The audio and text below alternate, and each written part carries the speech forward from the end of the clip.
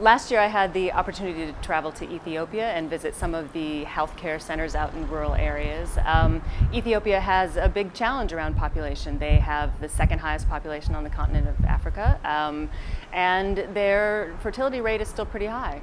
But the government is committed to bringing that down, and as part of that program they've put a couple of health workers in each community, young women who've been trained to give immunizations and provide mothers with advice on feeding their children, and teach people how to put up bed nets to ward off mosquitoes and malaria, and also to provide family planning services and advice.